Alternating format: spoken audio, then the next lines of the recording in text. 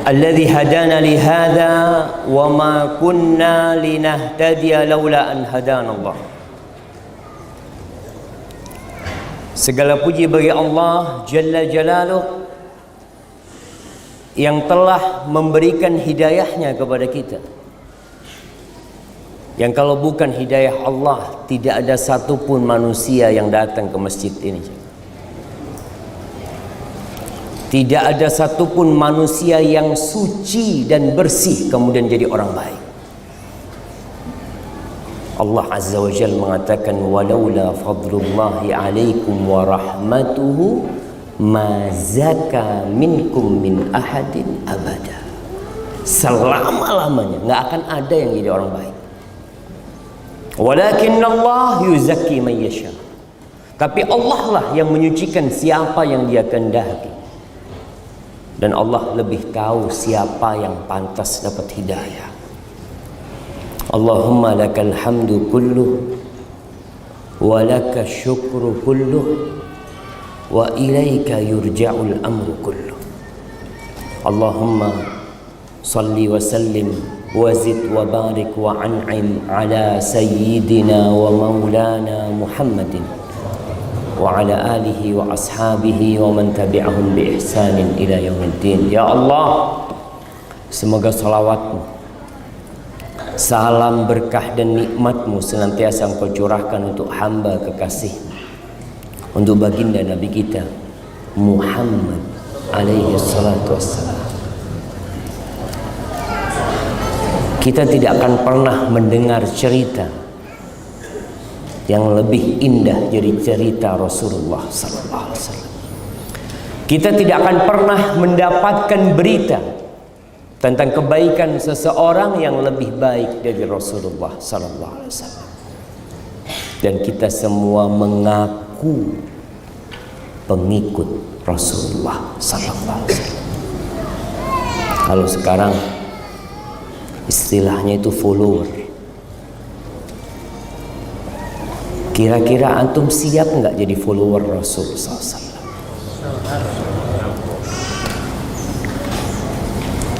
Antum harus susah. Antum harus siap meninggalkan sedikit kenikmatan dunia untuk berjuang menegakkan agama Allah. Dan banyak orang yang pandai berbicara, tapi tatkala dihadapkan kepada jalan-jalan menuju Allah, berat buat dia. Kalau hari ini kita berbincang tentang sedikit kenikmatan dunia, tadi ana masuk tempat ini, ana lihat rumah-rumah yang indah. Sebagian mungkin rumahnya tidak di sini, tapi dalam hati berpikir, ya Allah, besar banget rumahnya.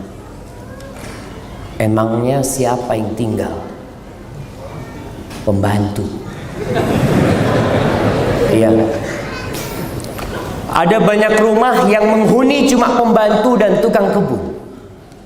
Besar rumahnya aja. Ana pernah jalan di sebuah daerah, betul-betul ana lihat, ya Allah, ini bukan di Indonesia ini. Tapi teman yang ngantar di mobil mengatakan, Ustaz, tenang Ustaz, ini rumahnya pembantu, nggak ada isinya, nggak ada pemiliknya. Kemana? Wallahu a'lam. Dia punya banyak rumah, tapi sayang tubuhnya hanya satu. Dia tidak bisa gunakan dalam satu waktu untuk tinggal di 7 rumah. Bisa jemaah. Ana punya 7 rumah, separuh kaki ana di rumah sana, tangan ana. Berbincang tentang kenikmatan dunia, mau tidak mau antum suka sama dunia. Siapa yang tidak cinta sama dunia? Nak kasih hadiah. Ada yang tidak suka sama dunia?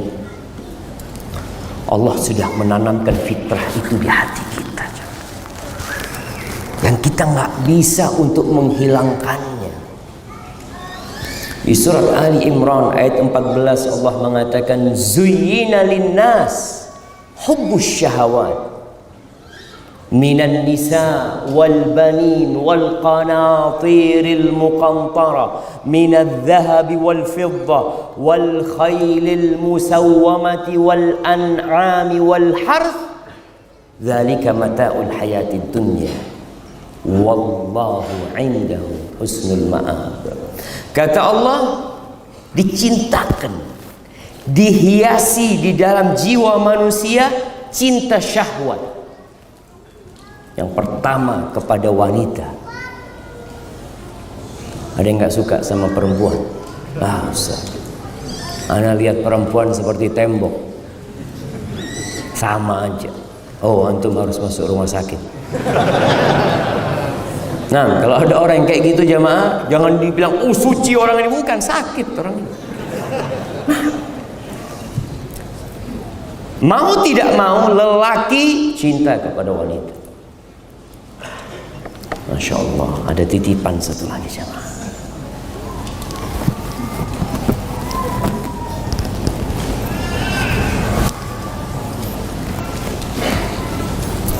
Sudah dicintakan. Wal banin, cinta kepada anak. Bahkan kalau antum jadi orang kaya, punya rumah besar, tapi nggak ada anaknya, ada yang kurang dalam kehidupan ini. Apa yang kurang? Jantung antum belum lengkap. Kata Allah, al-mal wal banun zinatul hayatid dunya. Allahu Akbar jamaah. Kenapa orang tua kita sibuk bekerja buat kita? Kenapa orang tua kita bikin kamar-kamar di rumahnya buat kita? Buat anak-anaknya jamaah. Kenapa mereka berlelah-lelah? Buat anak. Banyak orang tua itu yang makan udah gak banyak. Ana bertemu dengan perantau-perantau di beberapa negeri. Ana tanya, bang, abang udah tua gak pulang bang? Ustaz, kalau ana sih udah gak banyak makannya Ustaz. Tapi anak-anak belum selesai kuliah. Nih yang pada kuliah, ingat sama orang tuanya. Antum jangan berkhianat sama orang tua. Banyak di sekolah-sekolah, anak sekolah ke Jakarta, orang tuanya bertani, bercocok tanam tiap bulan, kirim duit.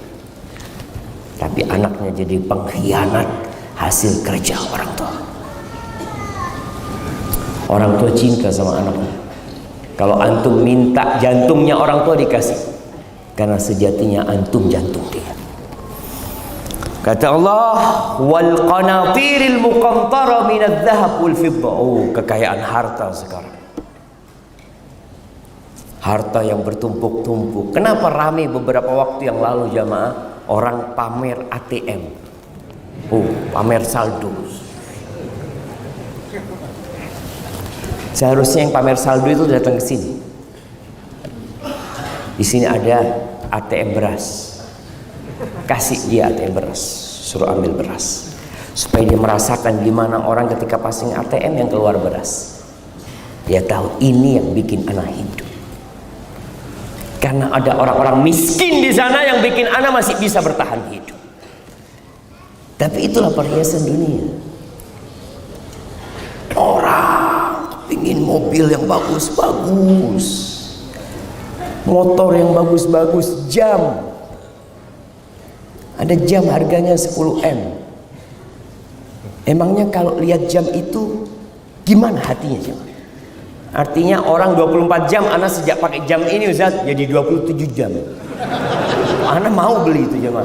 Jadi umurnya bertambah 3 jam dia. Dibohong-bohongin. Tapi itu kecintaan manusia, hubbus syahwat, yang sudah dicintakan kepada manusia. Manusia itu ingin memiliki sesuatu yang tidak dimiliki orang lain. Itu manusia. Dia punya mobil, antum kepingin mobil yang bisa, kalau tidak kelasnya beda sama dia, yang lebih tinggi dikit. Makanya antum lihat kenapa orang jualan handphone itu laku terus. Sudah berapa juta handphone dia bikin, jual lagi ada yang beli lagi, jual lagi ada yang beli lagi. Karena di sini hubbus syahwat yang sudah ditanamkan. Emas, perak, wal khailil musawwamah, kuda-kuda. Dulu kendaraannya kuda. Walaupun sekarang orang punya kuda juga. Mereka bangga. Antum datang ke tempat ini naik apa? Ada yang motor. Anak naik motor, Ustaz. Oh, Masya Allah. Tapi motor harganya 750 juta. Saya naik motor. Ini naik mobil 90 juta. Ada motornya 750 juta. Itu manusia jemaah. Dia cinta dengan yang seperti itu. Sepeda. Ada sepeda berapa paling murah? 150 juta. 150 juta. Ada? Ada jemaah. Ana terus terang nggak tahu kenapa tadi kalau kita bicara apa memang kalau naik sepeda itu lebih sehat gitu ya daripada yang sepeda 3 juta kayak gitu. Apa betul jemaah? Wallahu a'lam. Ana nggak pernah nyoba soalnya jemaah. Wal an'am, binatang-binatang ternak, piaraan-piaraan ya. Wal haras, kebun-kebun, masya Allah. Lalu Allah katakan dzalika mata'ul hayatid dunya. Itulah kenikmatan kehidupan dunia. Itulah kenikmatan kehidupan dunia. Mau cari yang lainnya apa sih? Nggak ada sudah. Itu kenikmatan kehidupan dunia. Yang pertama apa? Perempuan, anak, duit, kendaraan, binatang ternak, kebun-kebun. Itu kenikmatan kehidupan dunia. Orang sekarang kadang-kala berebut jabatan. Ana mikir buat apa sih? Capek jadi pejabat itu. Capek nggak jadi bupati jemaah? Capek. Tapi apa yang diperebutkan ya salah satu dari yang di sini disebutkan. Itu kenikmatan kehidupan dunia. Wallahu indahu husnul ma'ab. Di sisi Allah itu ada tempat kembali yang paling indah. Jangan lupa sama Allah Azza wa Jalla. Rasul sallallahu alaihi wasallam enggak takut umatnya fakir, jemaah. Sekarang orang yang berkata, "Kenapa dia kaya aku miskin?" Alhamdulillah kamu miskin. Kalau kamu kaya mungkin enggak datang kajian. Oh iya juga ya. Alhamdulillah. Kata Nabi SAW, wallahi, beliau bersumpah, wallahi mal faqra akhsha alaikum. Demi Allah aku tidak takut kalian ditimpa kefakiran. Aku nggak takut. Wa innama akhsha an tubsata alaikumud dunya kama busitat 'alal ladzina min qablikum. Yang aku takutkan ketika dunia ini dibentangkan buat kalian. Jemaah, antum merasakan apa yang tidak dirasakan Fir'aun. Antum merasakan apa yang tidak dirasakan Fir'aun. Apa yang tidak dirasakan Fir'aun? Buah musim dingin di musim panas. Kulkas, ada kulkas zamannya Fir'aun. Wah, Fir'aun ya mau musim panas minum air dingin, nggak ada. Antum sekarang dalam kondisi nggak punya pun bisa menikmatin dunia ini. AC, kipas angin. Zaman dulu mana ada pesawat.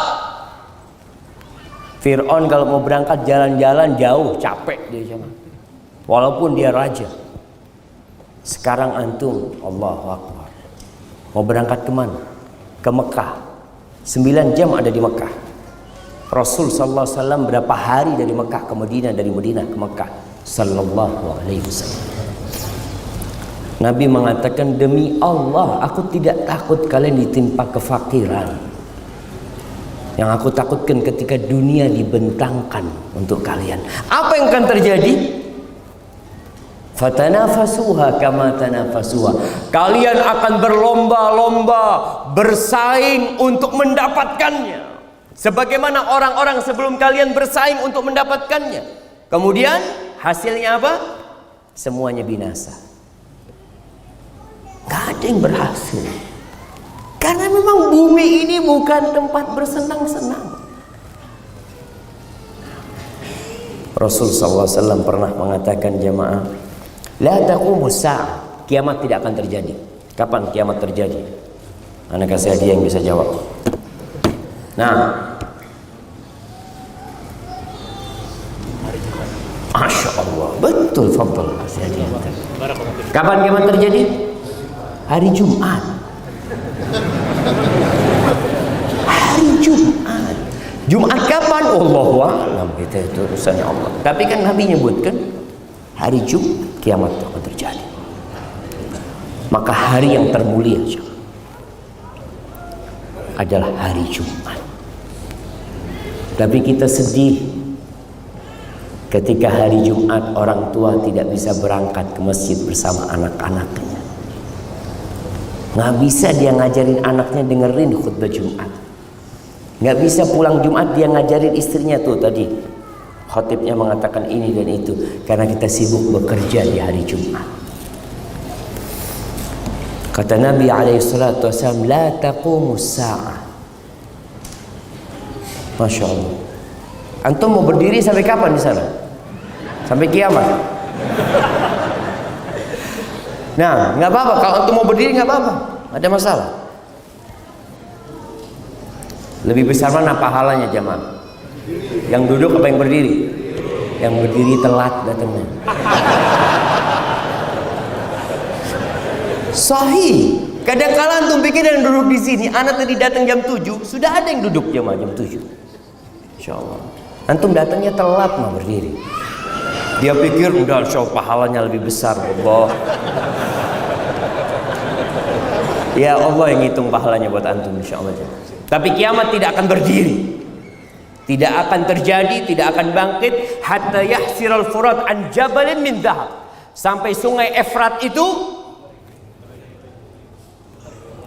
mengering dan muncul gunung emas.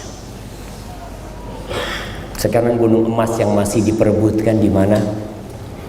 Di Freeport. Nanti di sana akan muncul.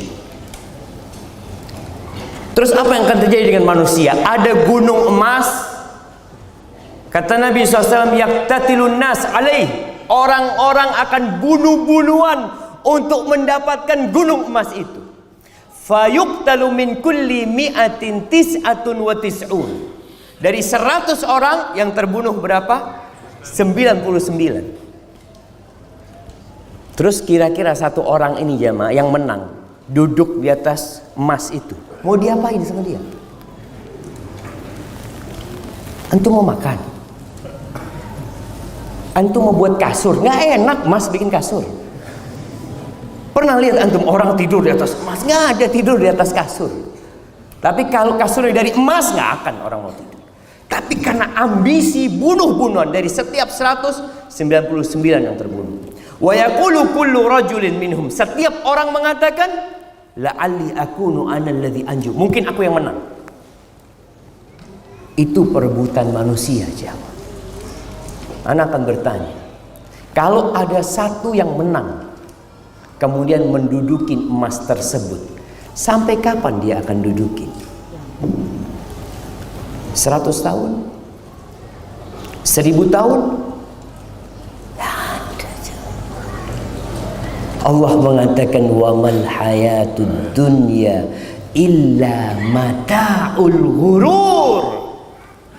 Tidaklah kehidupan dunia ini hanya kenikmatan yang menipu. Kita itu sering tertipu. Tapi ya udah, namanya orang cinta sama harta, mau diapain? Diarahkan kepada yang lebih baik. Kembali kepada pertanyaan, kenapa dia kaya, aku kok enggak Ustaz? Apa hikmah dari semua itu? Kalau kita memandang kepada diri kita, maka kita ingin kitanya yang kaya. Ya kalau bisa ya, sering pertanyaan dilontarkan, lebih baik yang mana? Kaya bersyukur atau miskin bersabar? Antum mau jadi yang mana? Kaya bersyukur antum maunya. Enggak Ustaz, soalnya kalau kaya bersyukur bisa bangun masjid. Antum mau kaya aja, itu lainnya itu kadang-kala jamaah. Karena orang berpikir kalau kaya dia lebih nyaman hidupnya, lebih dihormatin, lebih dihargain. Ahibati fillah, Allah Azza wa Jalla melihat kepada kehidupan ini dari semua sisi. Kita melihat dari sisi kita saja. Ilmu manusia itu terbatas. Di surat Asy-Syura ayat 12, Allah Azza wa Jalla menyebutkan tentang hikmah. Kenapa kok ada yang kaya dan ada yang miskin? Ada yang sehat dan ada yang sakit. Ada yang kuat, gagah perkasa, ada yang lemah. Allah mengatakan lahu maqalidus samawati wal ard.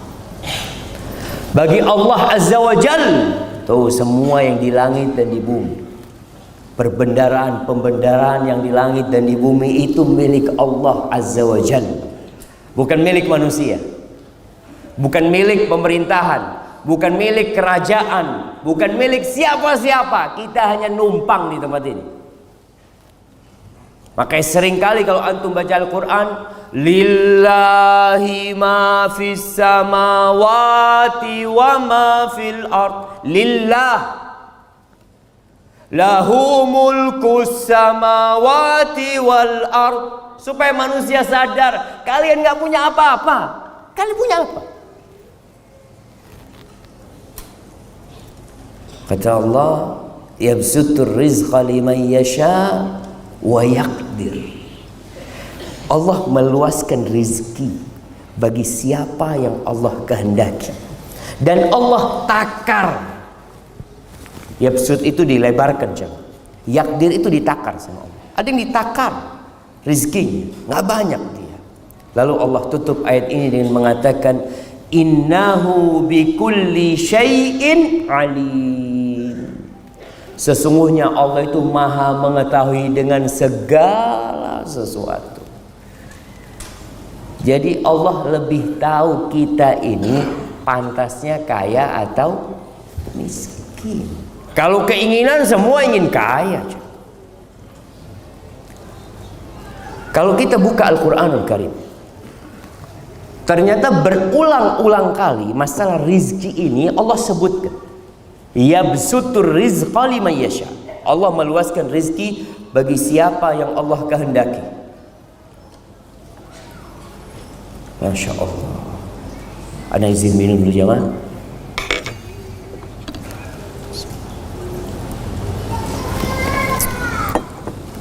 Antum seharusnya kasihkan ustadznya pegang.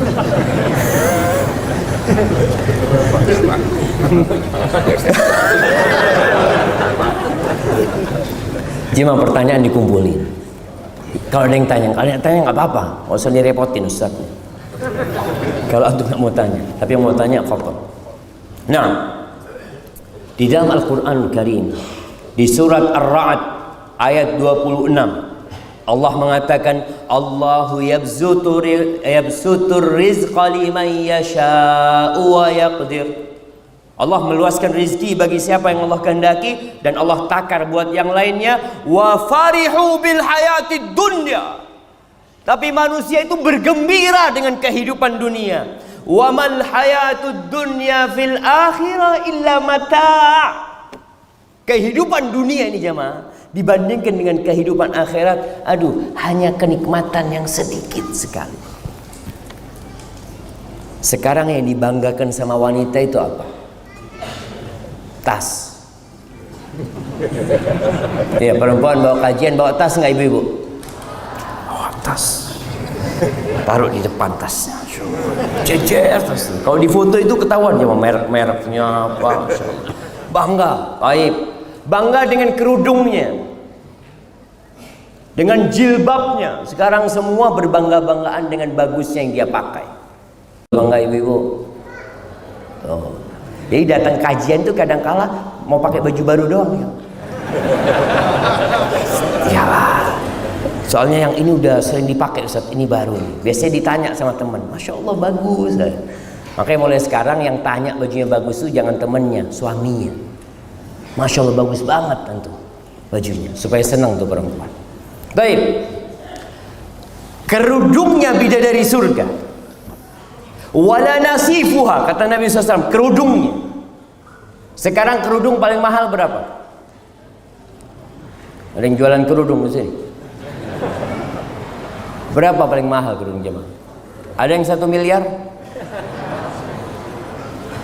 Belum. Tuh kerudungnya bidadari surga, khairun minad dunya wa ma fiha. Lebih baik dari dunia dan isinya jemaah. Lebih baik dari kota Jakarta dan isinya. Lebih baik dari semua kekayaan orang terkaya di dunia. Kalau dikumpulin nggak bisa beli kerudungnya bidadari surga. Itu cuma kerudungnya jemaah. Cuma kita bangga dengan kehidupan dunia ini. Wala mawdi'u sauti ahadikum fil jannah. Kata Nabi SAW, tempat di surga itu tempatnya cemeti, pecut. Biasanya mereka kalau naik kuda, naik onta, mereka bawa pecut, ditaruh tuh pecutnya itu. Tempatnya itu di surga lebih baik dari dunia dan isinya. Kenapa? Karena semua yang kita kumpulkan akan hancur di sini.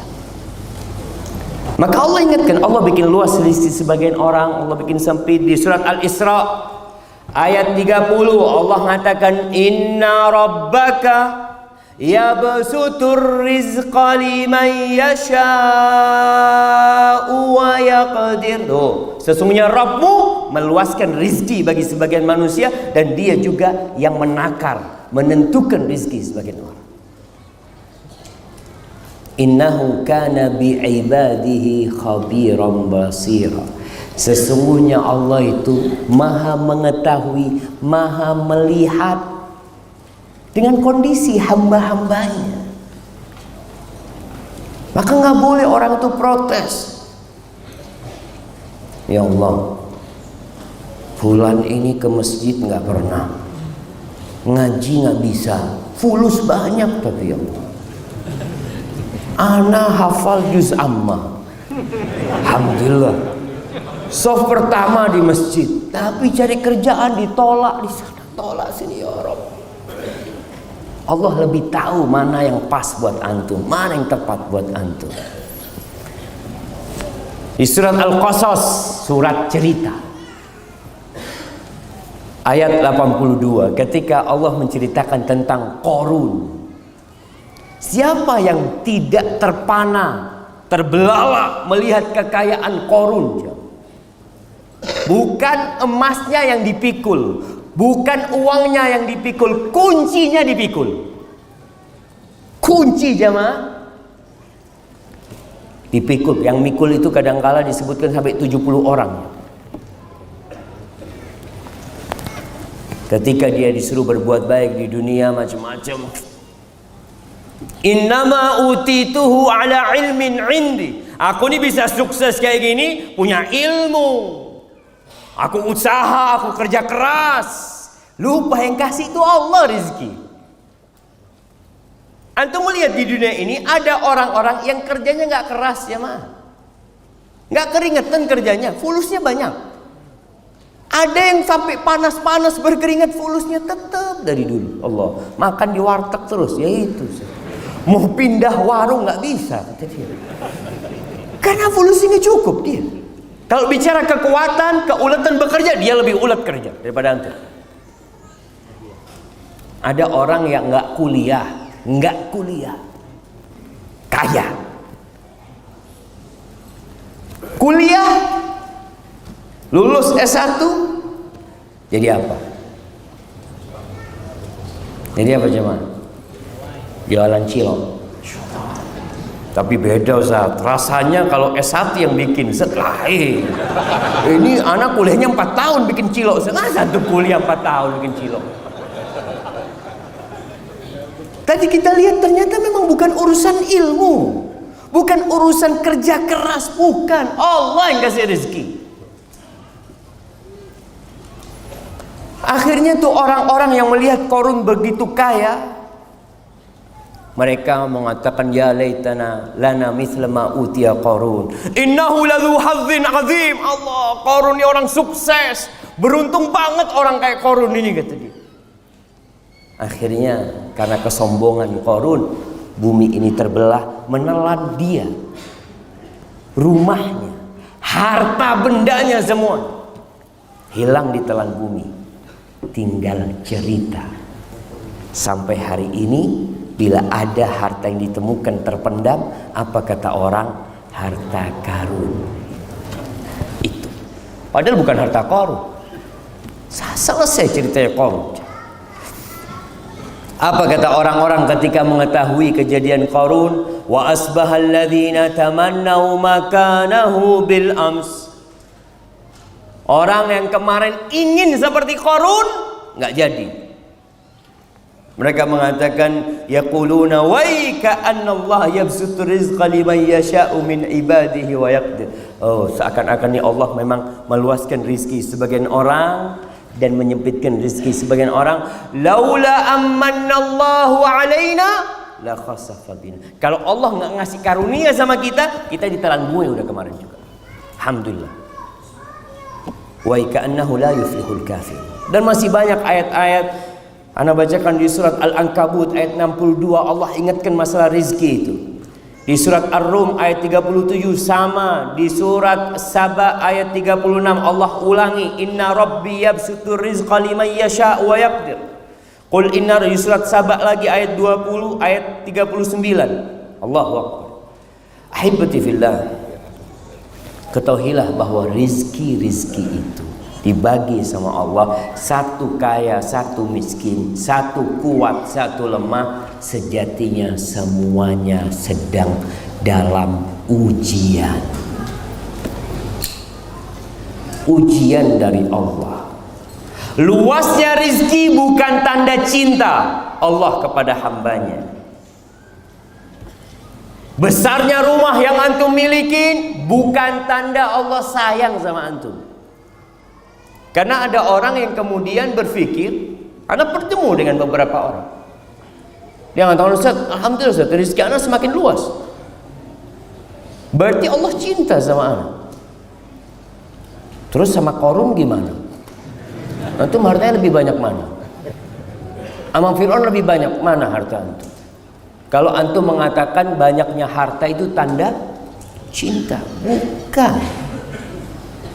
Orang-orang kafir, kata Allah di surat Al-Fajr, fa'ammal insanu idza mabtalahu rabbuhu fa'akramahu wa na'amahu fayaqul rabbi akraman.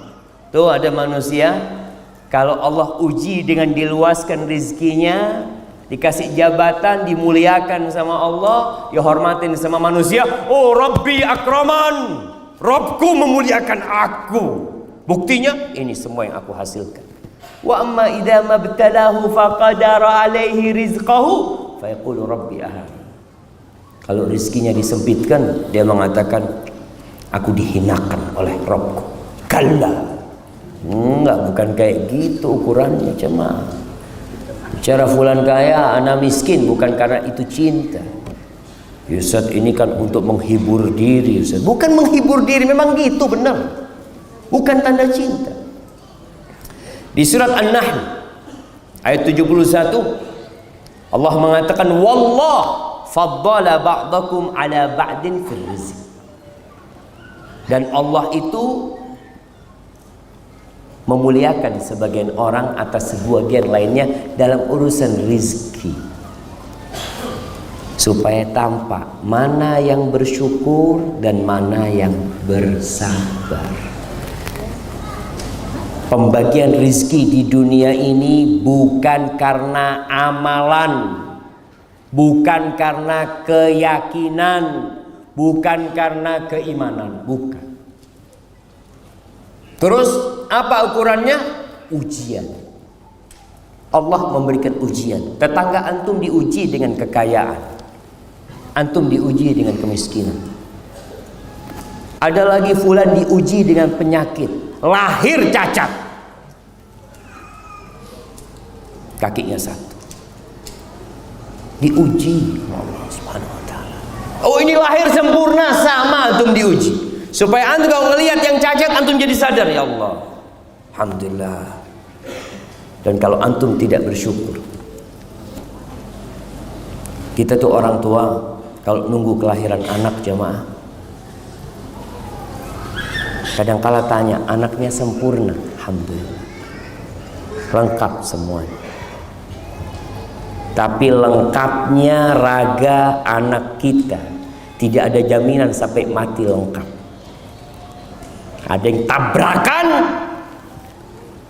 dua tangannya harus diamputasi. Ada yang tabrakan, dua kakinya diamputasi. Ujian semua aja. Di surat Az-Zukhruf ayat 32 Allah mengatakan, nahnu qasamna bainahum ma'isyatahum fil hayatid dunya. Kami yang membagi di antara manusia itu penghidupan mereka dalam kehidupan ini. Allah yang bagiin, bukan kita. Wa rafa'na ba'dahum fawqa ba'din darajat. Dan sebagian orang derajatnya ditinggikan dari yang lainnya. Untuk apa? Liyattakhidha ba'dhum ba'dhan sukhriya. Agar mereka bisa saling memberikan manfaat. Ada kegunaan. Tadi Anda sampaikan, orang kaya raya, dari mana dia bisa makan nasi? Apakah dia yang tanam nasi? Kalau dia disuruh menanam beras, kalau orang-orang miskin tidak mau menjual beras mereka, nggak ada. Ini buat kami. Apa yang akan terjadi dengan orang kaya? Apakah masih ada orang kaya? Nggak ada. Mereka akan tanam sendiri. Dan sebelum panen sudah mati mereka. Karena nunggu masa panen 3 bulan baru bisa makan. Allah jadikan itu supaya saling memberikan manfaat. Ahibati fillah, ada yang Allah kasih kekuatan, badannya kuat. Ada yang satu lemah. Yang lemah ini Masya Allah, Allah kasih rezeki banyak. Kalau dia suruh bangun rumah sendiri nggak mampu, dia buka usaha sendiri nggak mampu, tapi dia bisa suruh orang lain yang kerja. Hubungannya antara kaya dan miskin ini saling memberikan manfaat. Jangan dipikir kamu kaya, oh aneh yang bantu si miskin. Enggak, antum dibantuin sama si miskin. Kita yang dibantuin sama si miskin. Kalau nggak ada pembantu di rumah kita, antum pikir kita berbuat baik sama pembantu atau pembantu berbuat baik sama kita? Saling berbuat baik. Ada tuh pembantu yang memang perlu uang, sehingga kita gaji, mau dia jamaah. Kalau semua orang nggak perlu uang, antum akan kerja sendirian semua. Kemudian kita lihat orang-orang yang kaya disuruh bayar zakat, disuruh bersedekah. Supaya apa? Supaya antum aman hidupnya. Orang miskin itu kalau dikasih sedekah, mungkinkah dia akan ganggu orang kaya? Enggak, fulan baik, fulan ini, Masya Allah. Sampai di kampung ana itu ada sebuah rumah milik orang kaya, yang jaga itu bukan satpam. Nggak ada satpam. Tahu siapa yang jaga? Orang kampung semua jaga rumah itu. Nggak perlu. Kenapa banyak orang kaya harus punya klaster khusus orang kaya? Karena dia merasa nggak nyaman kalau hidup di tengah-tengah rumah-rumah orang miskin.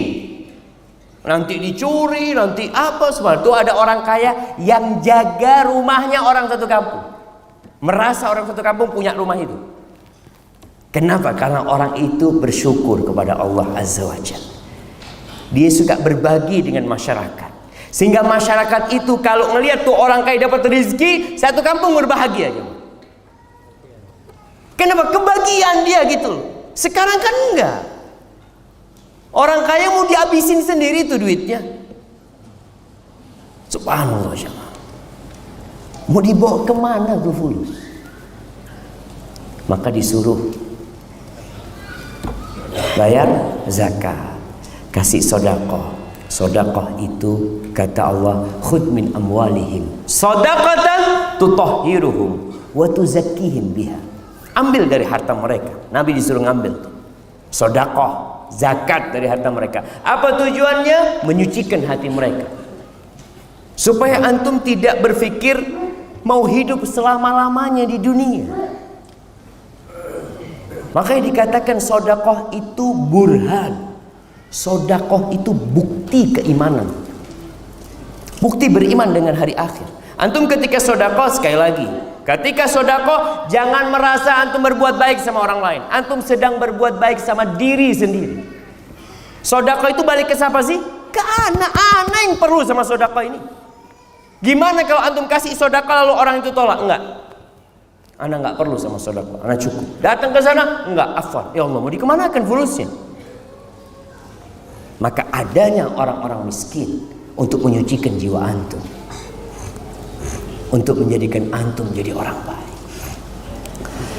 Jamaah rahimakumullah, bagi yang miskin, jangan suka mendongak ke atas.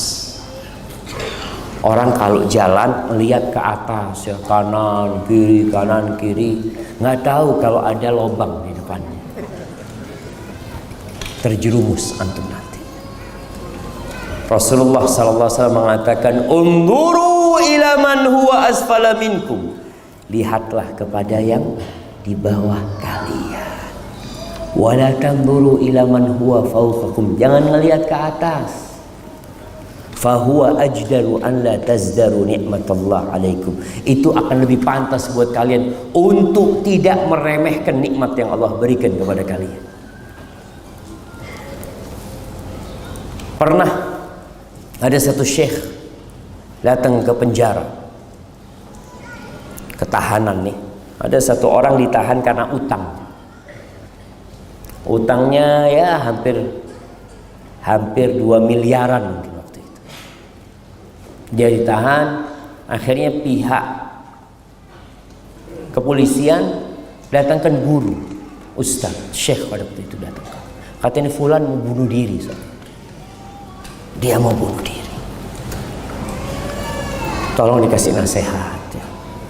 Datanglah syekh, ngobrol sama dia. Kamu kenapa kondisinya?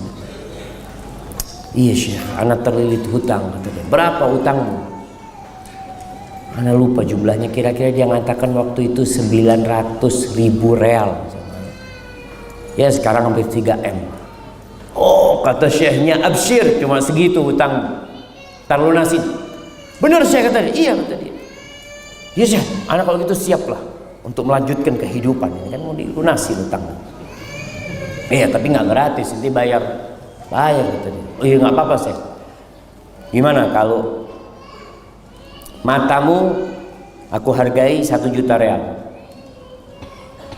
terus ginjalmu aku hargain 500.000 real, kemudian apa, jantungnya macam-macam.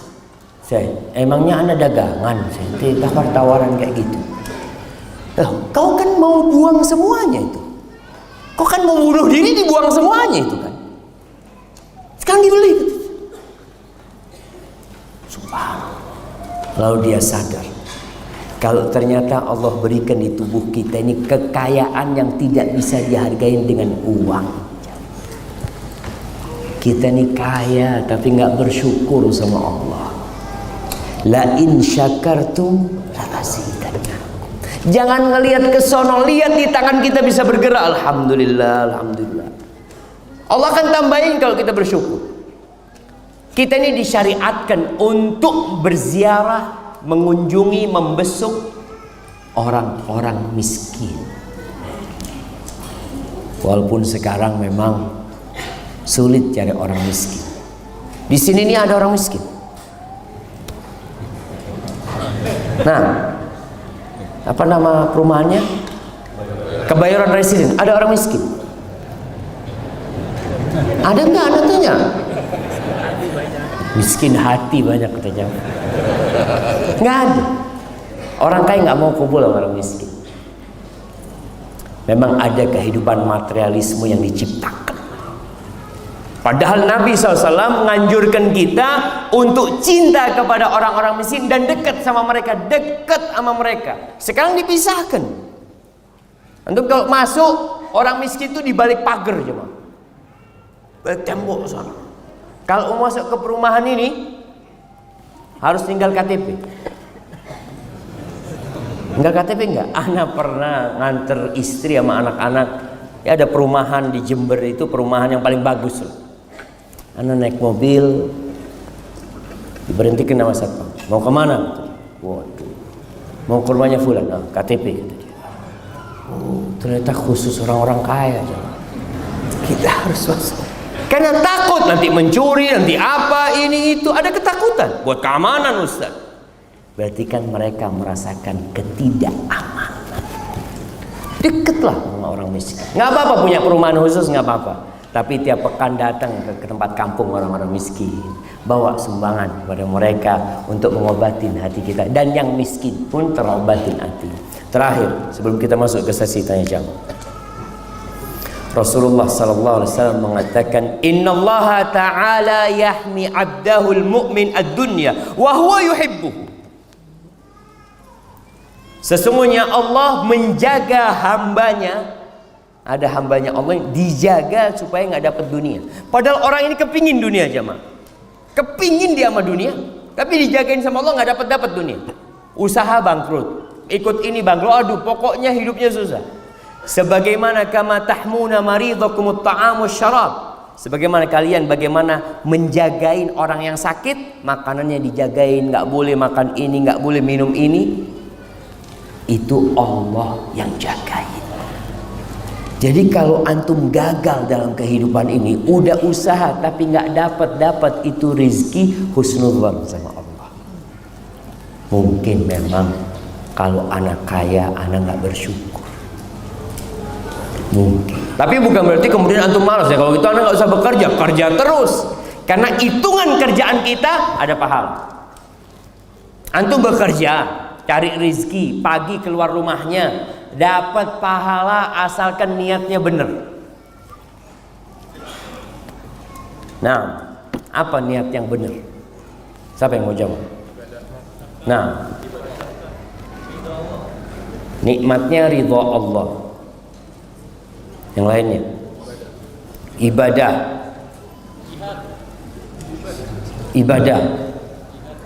jihad lillahi ta'ala. Sama aja antum lillahi ta'ala. Nah, nafkahin keluarga, kirim ke belakang saya. Antum jihad, ibadah, ngasih nafkah keluarga. Antum kerja ngasih nafkah keluarga jemaah. Itu bernilai ibadah. Bernilai ibadah, itu yang kita bicarakan. Rasul SAW mengatakan, ini pernah kejadian di masa Nabi SAW. Ada seorang pemuda gagah perkasa, kerja, dia cari duit.